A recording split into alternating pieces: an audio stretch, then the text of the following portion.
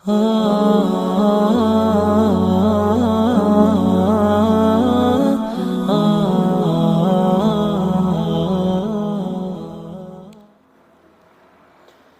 kita mulai. Bismillahirrahmanirrahim. Assalamualaikum warahmatullahi wabarakatuh. Alhamdulillahirabbil alamin, wassalatu wassalamu ala asyrafil anbiya'i wal mursalin wa ala alihi wa sahbihi ajmain. Allahumma anfa'na bima 'allamtana wa 'allimna ma yanfa'una warzuqna uluman tanfa'una fid dini wad dunya wal akhirah. Rabbana zidna ilma warzuqna fahma. Allahumma arzuqna fahman nabiyyin wa hifdzal mursalin wa ilham malaikatikal muqarrabin. Rabbana shrah lana sudurana wa yassir lana umurana wahlul 'uqdatam min alsinatina yafqahu aqwalana. Amin ya rabbal alamin. Ma'asyiral muslimin, jamaah Masjid Al-Irsyad Tulungagung yang dirahmati oleh Allah Subhanahu wa taala. Insyaallah kita melanjutkan kajian kita untuk dalam ranah tawasau bil haqqi wa tawasau bis sabar. Kita mengkaji pembahasan tentang tafsir Al-Qur'an atau menjadikan Al-Qur'an sebagai panduan dan pedoman hidup kita semuanya. Jamaah ma'asyiral muslimin, kita kemarin sampai di tafsir atau pembahasan ayat surat Al-Baqarah ayat 106. Itu pertemuan kemarin Allah Ta'ala berfirman, "Ma nansakh min ayatin aw nunsiha na'ti bi khairin minha aw mithliha. Alam ta'lam annallaha ala kulli syai'in qadir." Ya, tidaklah ayat atau manansah, ayat yang kami batalkan atau kami hilangkan dari ingatan, na'ti bi khairin minha, maka kita akan datangkan ayat semisalnya yang lebih baik. Didatangkan syariat yang lebih baik, yang lebih mudah untuk dikerjakan dan dilakukan oleh penerima syariat, yaitu para umat Nabi Muhammad SAW. Au mithliha, atau serupa. Jadi tidak ada tambahan hukum, tidak ada keringanan hukum, tapi serupa. Tidak ada penambahan hukum, tidak ada pengurangan, serupa. Cuman diganti saja. Contohnya adalah perpindahan kiblat. Yang tadi hukumnya sholat kiblatnya ke Baitul Maqdis, lalu Allah Ta'ala rubah untuk kiblatnya ke Ka'bah. Maka ini sama. Lalu apa hikmahnya? Hikmahnya adalah sebagai ujian. Apakah kita ini betul-betul menjalankan syariat karena taat kita kepada Allah Subhanahu wa taala, atau kita menjalankan syariat karena rutinitas, atau karena adat, atau karena tradisi, atau karena biasanya seperti itu. Ya. Allah Ta'ala ingin menguji bahwasanya kita ini diperintahkan untuk beribadah, menjalankan syariat itu betul-betul karena kita mengikuti perintah Allah Subhanahu wa taala. Gitu ya. Maka artinya apa? Artinya kalau kita mempunyai kebiasaan, lalu suatu saat ada ilmu dari syariat Allah yang mengajarkan kita tentang sesuatu, maka kita tinggalkan yang menjadi rutinitas itu. Kita betul-betul ya rela, ridho untuk menjalankan apa yang menjadi syariat yang Allah Ta'ala tentukan. Kemudian Allah Ta'ala mengatakan, "Alam ta'lam annallaha ala kulli syai'in qadir." Tidakkah kamu tahu bahwasanya Allah Subhanahu wa taala itu maha kuasa atas segala sesuatu. Allah Ta'ala mampu, Allah Ta'ala mempunyai kehendak untuk merubah syariat. Karena agama ini milik Allah, maka Allah lah yang paling tahu untuk memberikan panduan-panduan di dalam syariat ini. Kemudian di ayat selanjutnya Allah Ta'ala mengatakan di ayat 107, Alam ta'lam annallaha lahu mulkus samawati wal ard. Tidakkah kamu tahu bahwa Allah Subhanahu wa taala memiliki kerajaan langit dan bumi. Di sini Allah Ta'ala mengatakan alam ta'lam annallah. Tidakkah engkau mengetahui sesungguhnya Allah? Ya, Allah Ta'ala menekankan, Allah Ta'ala mengedepankan namanya. Tidakkah engkau mengetahui Allah itu yang merajai langit dan bumi? Ya, jadi jangan macam-macam. Ya, jangan beribadah karena keinginan kita. Ya, artinya gini, kita beribadah seakan-akan karena Allah, ternyata itu hanya nafsu kita. Tapi kita murnikan betul-betul ibadah karena Allah. Jadi apapun kehendak Allah yang diinginkan Allah, kita jalankan. Sebagaimana kita ketika kita ingin menjadikan Quran sebagai panduan, ya ketika membaca Quran itu bukan apa yang saya inginkan saya cari dalilnya di Quran. Tapi apa yang dimau Quran itu yang saya kerjakan. Karena zaman sekarang banyak orang yang pengen sesuatu lalu nyari-nyari dalil di Quran, dipas-paskan. Maka ini bukan seorang muslim yang baik. Tapi seorang muslim yang menjadikan Quran pedoman, ya apa yang dimau Quran, apa yang dimau Allah, itulah yang saya kerjakan. Wa ma lakum min dunillahi min waliyyin wala nasir. Dan tidak ada bagimu pelindung, wa ma lakum min dunillah, dan tidak ada bagimu pelindung selain Allah Subhanahu wa taala, min waliyyin wala nasir, ya, wali pelindung, nasir penolong. Jadi kalau kita berharap kepada selain Allah Subhanahu wa taala, lalu kepada siapa kita akan meminta pertolongan? Karena dua ini tidak bisa terlepas. Kepada siapa kita beribadah, kepada itulah kita meminta pertolongan. Kepada siapa kita minta pertolongan, kepadanyalah kita menghambakan diri. Gitu ya. Itu kalimat yang Allah Ta'ala keluarkan dalam surat Al-Fatihah yang menjadi kesatuan. Iyyaka na'budu wa iyyaka nasta'in. Kalau kita ingin meminta pertolongan kepada Allah, ya ibadahilah Allah. Kalau kita beribadah kepada Allah, ya mintanya kepada Allah Subhanahu wa taala.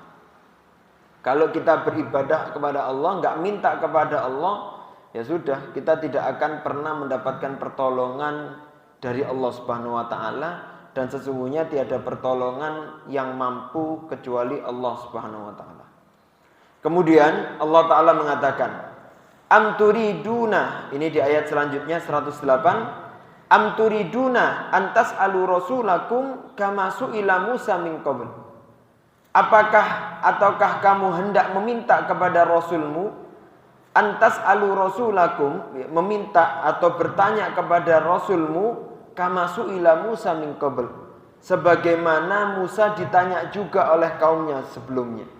Jadi Allah Ta'ala ingin mengingatkan kepada orang-orang muslim, kepada umatnya Nabi Muhammad, kalau kamu nanya, tanyalah yang wajar kepada Rasulmu. Jangan tanya sesuatu yang tidak wajar kepada Rasulmu, sebagaimana Bani Israel menanyakan kepada Nabi Musa. Tanya yang lumrah, sebagaimana dalam Al-Quran, yas'alunaka 'anil ahillah. Kalau ada yang menanyakanmu tentang hilal, ya tentang waktu-waktu, ya itu lumrah, tanya tentang ilmu. Yas'alunaka 'anil anfal, yas'alunaka 'anil mahid. Ya, pertanyaan-pertanyaan yang lumrah boleh. Tapi kalau pertanyaan sebagaimana pertanyaannya Nabi, ya, pertanyaan Bani Israel, ya Musa, ya lan nu'mina hatta narallaha jahra. Kita tidak akan beriman kecuali kita sampai melihat Allah Subhanahu wa taala. Arinallah, tunjukkanlah Allah secara terang. Ini yang diminta Bani Israel. Minta macam-macam.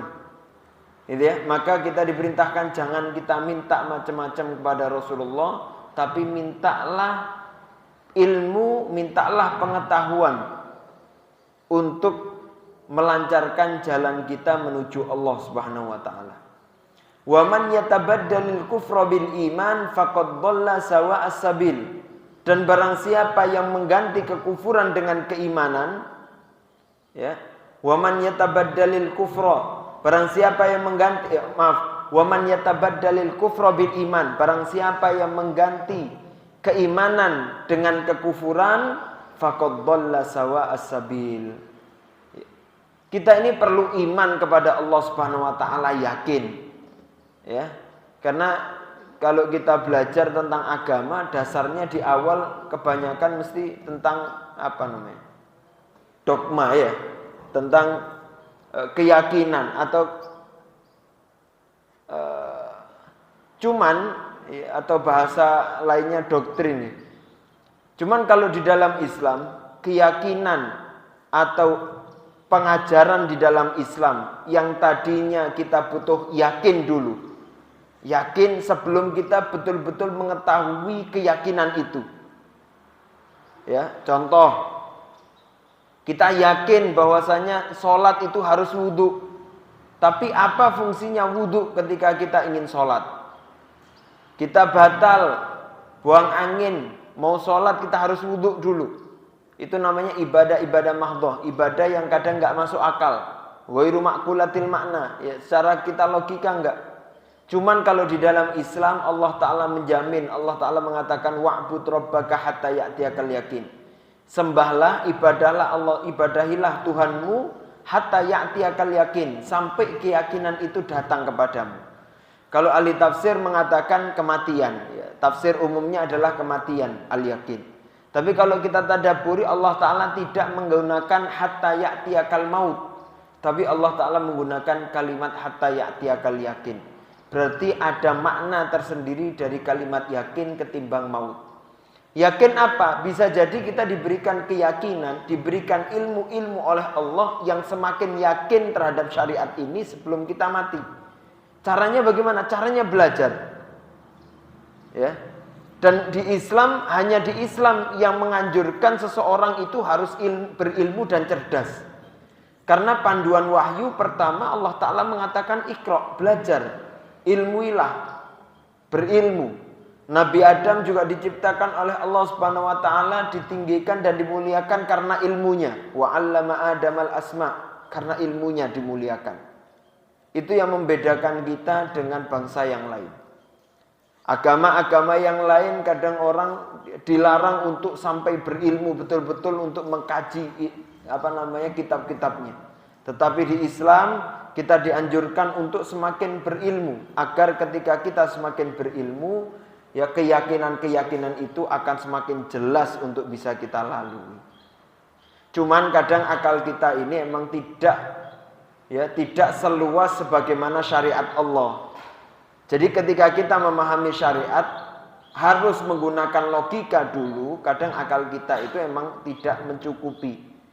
Sehingga kita yakin dulu dalam iman, kemudian kita ilmui, insya Allah akal kita akan tercukupi. Toh kalau kita tidak mendapatkan keyakinan itu, Allah Ta'ala menjamin ketika kita meninggal, baru kita betul-betul yakin apa yang kita jalani itu semuanya ada maknanya dan ada hasilnya. Seperti itu. Maka jangan khawatir dalam Islam, yang penting kita berilmu, kita selalu belajar. Semuanya bisa menjadi panduan di dalam Islam ini. Dalam kehidupan kita nggak ada yang sia-sia, nggak ada yang sesat. Islam, Allah Ta'ala sudah mengajarkan di dalam tadabbur Al-Fatihah, Allah Ta'ala mengatakan ihdinas siratal mustaqim. Kita meminta kepada Allah untuk diberikan petunjuk jalan yang lurus. Allah Ta'ala mengatakan siratal ladzina an'amta alaihim. Jalan lurus itu adalah jalan yang seperti orang-orang yang telah mendapatkan nikmat. Kalau orang-orang yang telah mendapatkan itu kan berarti zamannya zaman lampau. Berarti kita diajarkan kalau kita ingin berjalan syariat, ingin membuat pendidikan yang baik, ingin membuat peradaban yang baik, ingin membuat keamanan yang baik, sebetulnya Allah Ta'ala sudah mempunyai contoh-contoh orang sebelumnya, yaitu orang-orang yang mendapatkan nikmat. Kalau kita ingin mengulang nikmat yang luar biasa itu, tinggal kita flashback saja, belajar sejarahnya, belajar ilmunya. Gitu. Nggak perlu kita bagaimana cara ke depan, angan-angan, membuat kurikulum, undang-undang baru, tanpa mencontoh bagaimana dahulu. Kalau kita lihat, Pak, ternyata Nabi itu ketika memutuskan banyak menggunakan sejarah-sejarah yang Allah Ta'ala ajarkan. Banyak. Tapi Rasulullah ikuti itu sejarah itu. Sehingga beliau mengambil keputusan yang tepat dengan apa yang menjadi pilihan ketika itu. Itu ya. An'amta alaihim sejarah. Ya, kita tinggal ikut. Sudah banyak sejarah tentang kesejahteraan. Bahkan kita mungkin zaman ini kita belum melihat kesejahteraan yang sebagaimana sejarah telah menceritakan tentang kesejahteraan itu. Kesejahteraan di zaman Umar bin Khattab, kesejahteraan zaman Umar bin Abdul Aziz, dalam khalifah-khalifah yang lain. Ada lagi kesejahteraan orang-orang Yaman yang sampai Allah Ta'ala mengatakan baldatun thayyibatun wa rabbun ghafur. Negara yang thayyib, yang Allah Ta'ala memberikan pengampunan kepada mereka. Kalau mereka berjalan itu, kalau keranjangnya ditaruh di atas kepala mereka, buah-buah langsung jatuh di keranjang. Itu saking rindangnya. Apa amalan mereka? Kenapa kita tidak mengikuti mereka? Sehingga Allah Ta'ala memberikan keberkahan yang luar biasa itu juga kepada kita. Kenapa kita nggak mencontoh para sejarah yang memberikan pendidikan yang luar biasa? Kalau kita ingin mencetus anak-anak yang cerdas, kalau kita belajar di dalam sumbangan peradaban Islam itu di dunia ini, kita temui ternyata, Masya Allah, semua keilmuan itu yang menyumbang pertama sebetulnya para muslimin. Semuanya muslimin. Kalau kita dalam kitab-kitab sejarah ya, atau kitab-kitab ilmuwan, terus tulisannya NN kodenya, artinya no name, tidak ada nama, yakinlah itu sebetulnya muslimin yang menulis itu. Atau mereka orang-orang Eropa yang sengaja mencuri dari keilmuan muslim. Kalau muslim nggak mungkin. Muslim itu amanah. Ketika dia mengambil dari sumber yang lain, dia akan mengatakan ini sumbernya dari ini. Tapi kalau umat lain nggak ada namanya amanah. Mereka akan menganggap dia yang mencetus padahal mereka merampok. Wallahi. Kira-kira apa saja ilmu? Insya Allah semuanya muslim. Lah, kok bisa muslim bisa mencetuskan ilmu yang di luar nalar seperti itu? Contohnya angka nol, angka-angka itu muslim semuanya. Matematika itu muslim, fisika itu muslim. Kedokteran jelas muslim. Semuanya yang pesawat Abbas bin Firnas itu semuanya muslim semuanya. Kadang kita ini kamera muslim juga. Muslim. Kadang kita ini terlalu fokus untuk belajar kepada Eropa. Padahal Eropa dulu belajarnya sama muslim. Apa yang mendasari muslim bisa secerdas itu? Karena mereka dibekali kecerdasan Al-Quran. Lah umat lain nggak bisa dicerdaskan, ya, nggak punya sumber kecerdasan Al-Quran. Itu. Makanya kalau kita ingin mengembalikan peradaban, kita harus sedekat-dekat mungkin dengan Al-Quran dan Sunnah. Insya Allah semuanya akan kembali kepada zaman yang betul-betul lurus. Makanya Allah Ta'ala mengatakan, jangan jual keimanan kita dengan kekufuran. Imani segala ilmu sebetulnya sumbangannya adalah dari Quran dan Sunnah. Allah Ta'ala mengatakan, faqad dhalla sawa as-sabil. Kalau kita mau jual, ya kita nggak mau kembali kepada Al-Quran, ya kita rela saja kalau kita menjadi dhalla sawa as-sabil. Kita akan sesat dan kita akan berjalan di jalan yang buruk, yang tidak lurus. Na'udzubillah. Tidak akan pernah sampai kepada kecerdasan yang sebagaimana dulu membuktikan. Gitu ya. Apa yang saya harapkan? Yang saya maksud kita harus bangga dengan keislaman, Pak.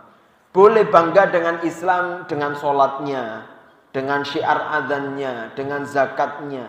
Tapi kita harus bangga sesungguhnya kita punya keilmuan yang luar biasa juga. Tidak hanya urusan ibadah kepada Allah. Tapi urusan mensejahterakan umat itu semuanya juga Islam sudah mengajarkan itu. Wallahi, semuanya ada dalam Islam. Tinggal kita mau buka buku apa atau tidak, itu saja. Kemudian Allah Ta'ala mengatakan, wadda kathirun min ahlil kitab.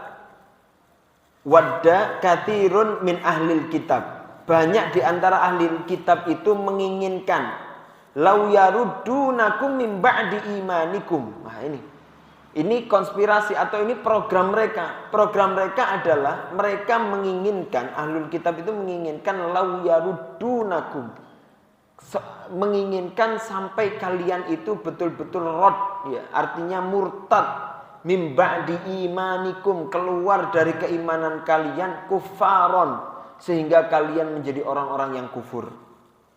Ya, setelah berimanan kalian menjadi kafir kembali. Namanya murtad.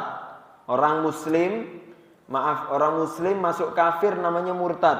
Tapi kalau orang kafir sendiri mungkin ahlul kitab. Gitu ya. Mungkin ahlul kitab, tapi kalau ada ahlul kitab masuk Islam kembali ke ahlul kitab lagi namanya murtad. Hukumnya hukum murtad, bukan hukum ahlul kitab lagi. Berbeda. Lihat, ini ada yang menarik. Di sini Allah Ta'ala mengatakan wadda kathirun. Banyak orang-orang para ahlul kitab menginginkan. Wadda itu dari kata mawaddah. Ya.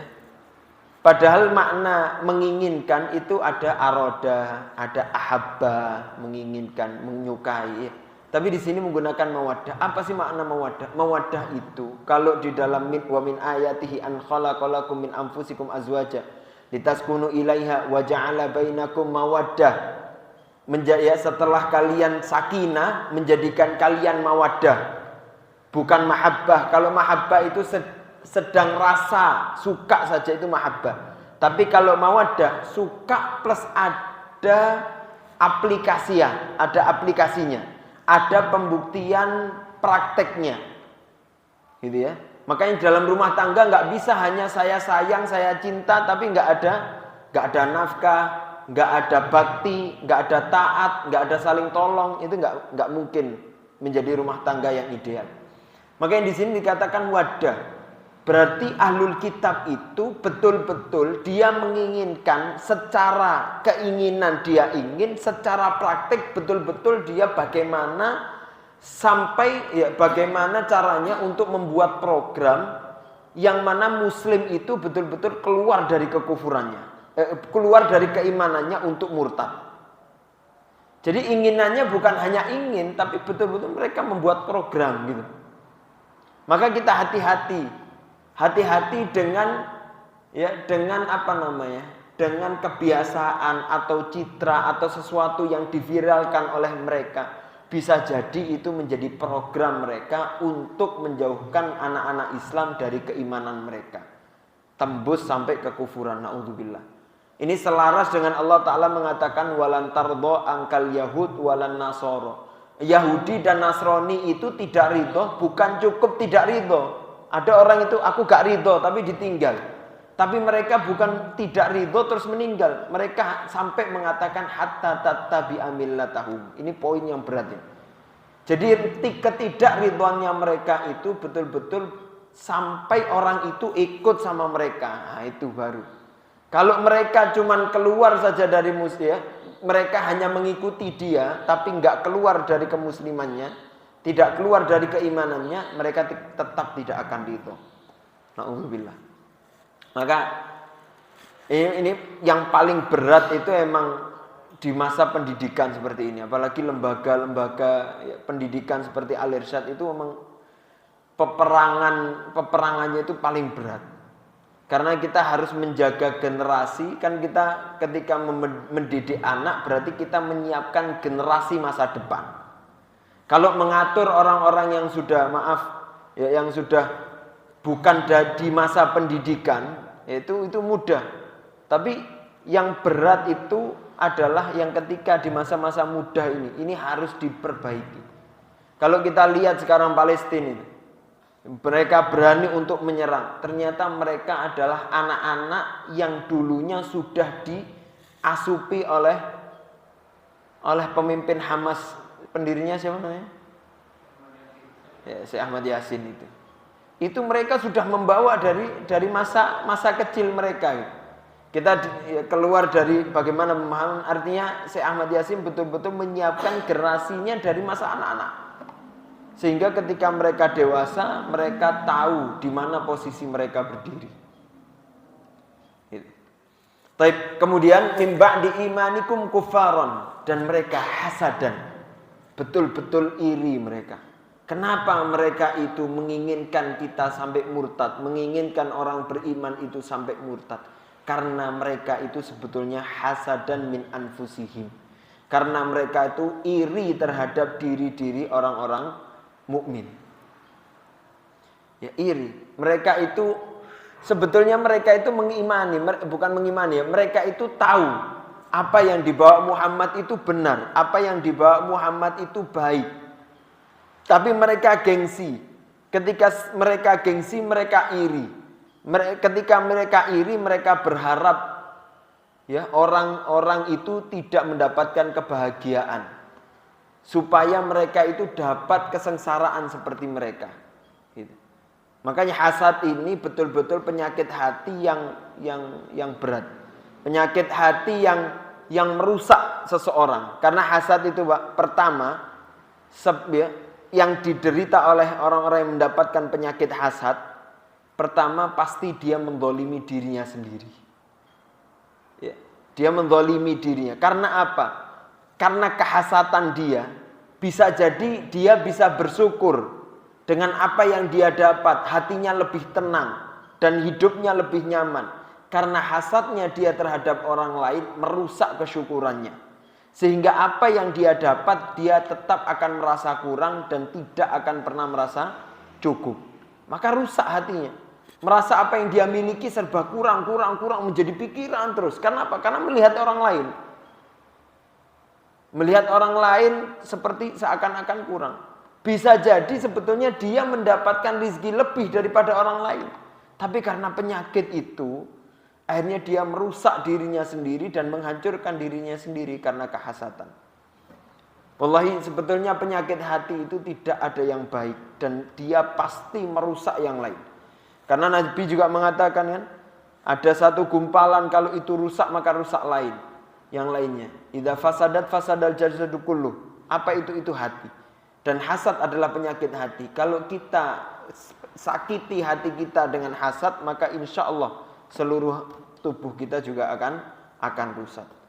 Mim ba'di ma tabayyana lahumul haq, ya.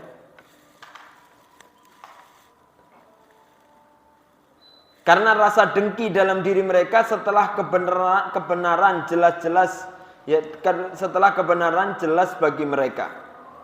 Setelah mereka tahu kebenaran. Fa'fu wasfahu hatta ya'tiyallahu bi amrih. Allah Ta'ala mengatakan, kalau ada orang yang hasad kepadamu, sebagaimana Yahudi hasad terhadap orang-orang yang beriman, kata Allah Ta'ala, fa'fu. Orang-orang hasad itu gak perlu dibalas. Karena ketika kita membalas orang hasad, itulah tujuannya orang hasad. Gitu ya. Saya gak suka sama orang, saya gak iri sama seseorang. Iri sesuatu yang buruk ya. Iri yang diperbolehkan, hasad di dalam Islam yang boleh hanya dua. Ya, la hasad, tidak ada hasad yang diperbolehkan kecuali dua. Apa itu? Iri sama seseorang yang dia berilmu dan menggunakan ilmunya dengan baik.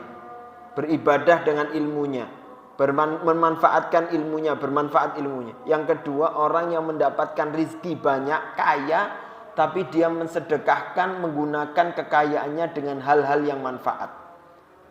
Kita iri di situ boleh. Itu pun juga dalam bahasa Arab namanya bukan hasad. Kalau jamaah biasanya bilangnya ghibthah. Ya, bukan hasad, tapi itu ghibthah, menginginkan sesuatu yang baik. Tapi kalau hasad sebetulnya nggak ada yang baik. Maka orang-orang yang hasad tidak perlu dibalas, cukup fa'fu, maafkanlah, wasfahu, dan lapangkan dada kalian. Mungkin kita dengarkan azan dulu. Barakallahu fikum.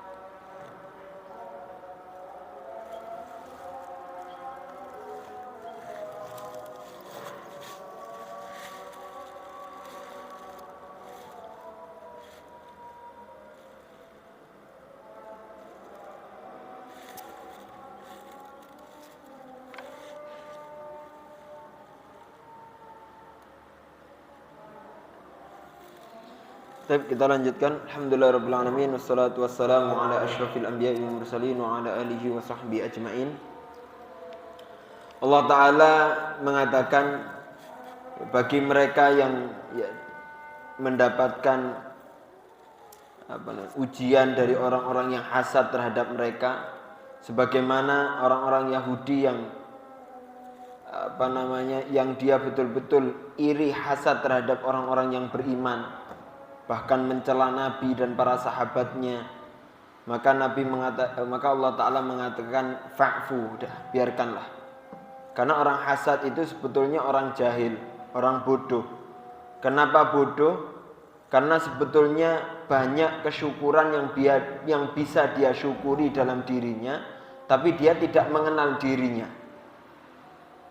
Ya, tidak mengenal dirinya. Maka dikatakan fa'fu, maafkanlah dia, wasfahu, dan lapangkanlah dada kalian dari kebodohan mereka.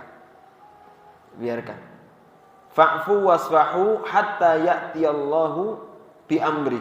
Sampai Allah Ta'ala nanti yang akan menghukum dia. Biarkanlah perkara itu sampai Allah Ta'ala memberikan keputusan. Kalau ketika itu zaman Nabi, biarkanlah sampai Allah Ta'ala memerintahkan jihad kepada orang-orang Yahudi. Ternyata benar Muslim semuanya yang menghabisi dari Bani Nadir, Bani Quraidah, Bani Qainuqa, dan mereka semuanya terdampar. Ini. Kemudian innallaha ala kulli syai'in qadir, dan sesungguhnya Allah Subhanahu wa taala Maha mampu segala sesuatu. Di ayat yang lain Allah Taala juga mengatakan dalam surat Al-Hijr, walaqad na'lamu annaka yadhiqu sadruka bima yaqulun. Sesungguhnya Allah Ta'ala itu mengetahui, sesungguhnya kamu wahai Rasulullah, hatimu itu terasa sempit karena dari apa-apa yang mereka katakan, kedengkian-kedengkian yang dikatakan oleh orang-orang Yahudi. Allah Ta'ala mengatakan apa? Fasabbih bihamdi rabbika wa kum minas sajidin. Ya, fasabbih, sucikanlah Allah Ta'ala dan pujilah Allah Subhanahu wa Ta'ala. Wa kum minas sajidin, dan jadilah kalian menjadi orang-orang yang bersama orang-orang yang sujud. Wa'bud rabbaka hatta ya'tiyakal yakin. Fokuslah untuk ibadah sampai keyakinan itu datang kepada kalian. Ya, artinya kalau ada orang hasad, sudah kita tinggal fokus dengan kebaikan-kebaikan kita. Nanti insya Allah semoga berjalan waktu dia akan mengetahui akan kebenaran. Kalau tidak, kalau mereka tetap dalam penyakitnya, maka dia juga akan hancur dengan apa? Dengan keiriannya itu sendiri. Karena apa yang didengkikan oleh dia, orang itu tidak malah jatuh, malah bagus. Gitu ya. Ketika seseorang dengki, iri terhadap sesuatu yang baik. Contoh ketika kita melakukan kebaikan, kita sudah niat karena Allah, kita sudah menjalankan sesuai tuntunan, iman kita sudah betul, baik. Lalu ada orang iri terhadap kita, maka kita biarkan, tidak kita balas, tapi kita malah menguatkan amal-amal ibadah kita. Apa yang dia dapat? Yang dia dapat adalah kesengsaraan. Karena apa yang dia irikan, orang itu tidak malah hancur, tapi malah baik dengan kebaikannya. Malah pertolongan Allah Subhanahu wa taala yang menjemputnya. Lalu Allah Ta'ala mengatakan wa aqimus shalah wa atuz zakah. Ya sudah, fokuslah sama ibadahmu, tegakkanlah sholat, tunaikanlah zakat. Jaga hubunganmu dengan Allah dengan sholat, jagalah hubunganmu dengan manusia dengan menunaikan zakat. Karena apa? Wa ma tuqaddimu li anfusikum. Artinya gini ya. Artinya seakan-akan Allah Ta'ala enggak usah diurusilah masalah manusia iri terhadap dirimu. Sudah fokus saja untuk amal ibadah, amal-amal kebaikan, fokus hubunganmu dengan Allah Subhanahu wa taala. Karena yang menjadikan kamu baik atau buruk, yang menjadikan kamu sukses atau tidak sukses itu Allah Subhanahu wa taala. Makanya Allah Taala mengatakan sudah fokus, aqimus shalah wa atuz zakah wa ma tuqaddimu li anfusikum min khairin tajiduhu indallah. Apa-apa yang kalian persembahkan, apa-apa yang kalian berikan kepada Allah itu sesungguhnya li anfusikum. Itu sesungguhnya itu milik kalian sendiri. Jadi ibadah kita, apa yang kita kerjakan itu sebenarnya untuk meningkatkan kebaikan diri kita. Yang kita berikan kebaikan kepada Allah itu tidak merubah di Allah sama sekali. Itu semuanya merubah kebaikannya untuk diri kita. Dan Allah Ta'ala mengatakan wa ma tuqaddimu li anfusikum min khairin, sedikit saja Allah Ta'ala tajiduhu indallah. Allah Ta'ala menjamin kamu akan dapat dan kamu akan temui di sisi Allah Subhanahu wa Ta'ala. Apapun kebaikan meskipun sedikit, apalagi besar, apalagi banyak, jelas Allah Ta'ala akan memberikan dan Allah akan menunjukkan dan Allah Ta'ala akan membalas itu semuanya. Sebagaimana Allah Ta'ala mengatakan faman ya'mal mithqala dzarratin khairan yarah wa man ya'mal mithqala dzarratin syarran yarah. Baik Allah Ta'ala akan tunjukkan, buruk akan Allah Ta'ala tunjukkan. Yang penting kita cukup berbuat baik. Itu ya. Kalau kita sedekah niatnya ikhlas sudah. Kalau ada orang iri, ada orang fitnah sudah tinggalkan. Yang penting kita berbuat baik. Naudzubillah, ada orang sedekah pengen berbuat baik, ternyata difitnah terus menahan, nggak sampai, terus nggak mau bersedekah. Malah naudzubillah, sebetulnya dia bisa bermanfaat untuk orang banyak, karena ngurusi orang-orang dengki, malah dia tidak bisa berbuat baik. Yang penting kita niatnya karena Allah, jaminannya kebaikannya dari Allah. Contohnya bersedekah, contohnya mengajar, contohnya belajar. Contohnya ketika kita ingin memberikan manfaat kepada orang lain, gak usah perlu diurusi yang lain. Tinggal kita fokus dengan keikhlasan kita fokus dengan keilmuan kita ajari orang. Nanti kita akan dapati tajiduhu indallah, kita akan dapati di sisi Allah. Entah kita mendapatkan hasilnya langsung di dunia atau Allah Ta'ala simpan di akhirat kelak. Yang penting kita berbuat amal baik saja sudah. Berbuat baik saja. Innallaha bima ta'maluna basir. Karena Allah Subhanahu wa Ta'ala sesungguhnya terhadap amalan-amalanmu Allah Ta'ala itu basir. Allah Ta'ala itu melihat. Jangan khawatir amalan yang mau kita kerjakan dalam keadaan sendiri, mau kita kerjakan berdua, mau sifatnya kolektif, mau banyak, mau bareng-bareng, mau di dalam perkumpulan kita lebih banyak amalnya atau tidak. Yang penting kita beramal saja, Allah Ta'ala akan pasti Allah Ta'ala melihat. Jadi ya, biasanya kalau ketika kita dalam kerja kelompok, kerja kolektif seperti ya, nanti kita iri melihat orang lain kerjanya sedikit, kenapa saya harus banyak? Ya. Kenapa kita nggak banyak? Biar kita dapat banyak manfaatnya, biar kita banyak dapat hasilnya. Toh yang memberikan manfaat itu bukan orang lain, yang memberikan adalah Allah Subhanahu wa Ta'ala.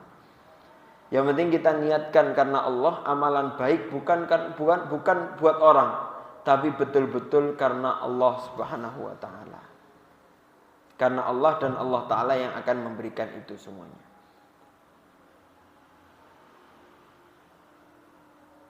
Tapi mungkin itu saja ya kita sampaikan.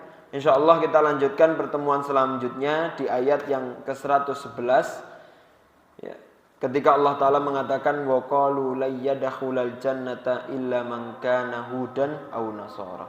Insya Allah kita lanjutkan pertemuan selanjutnya. Semoga ini bermanfaat ya, semoga poin-poin yang kita bisa kita ambil dalam permasalahan hasad ya, bagaimana kita mengcover diri atau bagaimana kita menjaga diri dari orang-orang yang hasad terhadap diri kita. Yang penting kita tingkatkan amal kita murnikan keikhlasan kita karena Allah, kita tidak berhenti untuk selalu berbuat baik. Insya Allah tajiduhu indallah. Insya Allah kita akan dapati kebaikan itu di sisi Allah Subhanahu wa Ta'ala sebagai balasan. Jazakumullah khair, minta maaf kurang lebihnya, astaghfirukum.